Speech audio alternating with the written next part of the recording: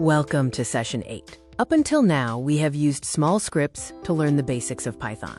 In this video, we shift focus to real application code, learning how to organize data and rules effectively within a professional codebase.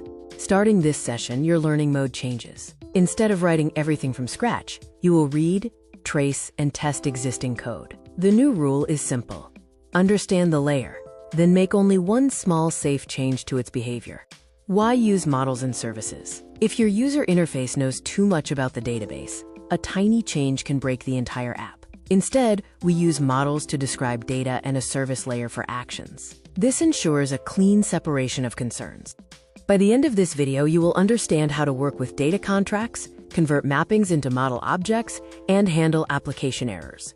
Our main focus for this session is the assistant/tasks.py file. Let's clear up the jargon. A model represents a real thing, like a task. A data class reduces boilerplate. The service layer handles actions. A repository interacts with the database. Domain errors identify specific problems, and mappings help us interpret raw storage data.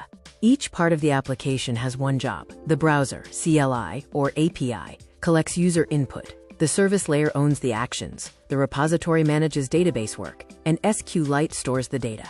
This session focuses on the middle layer. Let's examine the task data class. Read it like English. A task always has an ID, a description from the user, a status, and optional metadata like completion time and tags.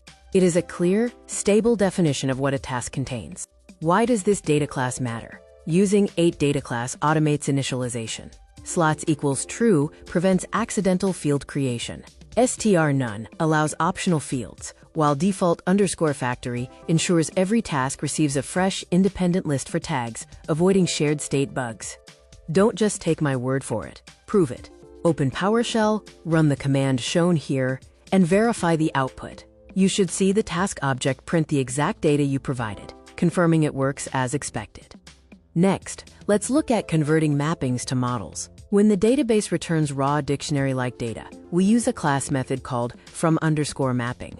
This allows us to normalize IDs, sanitize fields, and safely handle optional values before the app uses them. This transformation is key. By converting raw rows into clean objects, we ensure the rest of our application interacts with a predictable, stable structure, rather than messy, low-level data. Now, let's look at the TaskStore service. It receives a repository and uses it to perform actions, returning a clean task model in return. This keeps the logic consistent whether it is called from the CLI, API, or web interface. When things go wrong, we use domain errors like task not found error. Rather than returning a generic false, this provides a clear reason for the failure. Different interfaces can then handle this specific error appropriately, such as returning a 404 for an API. You can validate your work in the browser, run the application, add a task, complete it, and reopen it. If the app manages these states without crashing or losing data, your implementation is successful. Finally, run your tests with PyTest. These tests serve as evidence that adding, completing, and handling missing tasks work correctly. They provide a safety net, ensuring your application remains stable as you continue to build and change it. Let's review some common beginner traps. If you encounter an attribute error, check for spelling or slots configuration. A key error often means missing data in your mapping. Remember to use default _factory for lists to avoid shared state, and pass repositories into functions to keep testing simple. Now it is your turn. Choose one small improvement, such as adding a priority field or an is_done method. Follow this checklist. Update the data class, adjust your conversion methods, write a test, and run your tests before checking the results in your web browser. You are ready to move on when you can explain how these models and services function together. Use the provided AI and Notebook LM prompts to deepen your understanding. In Session 9, we will migrate this same service layer to use persistent SQLite storage.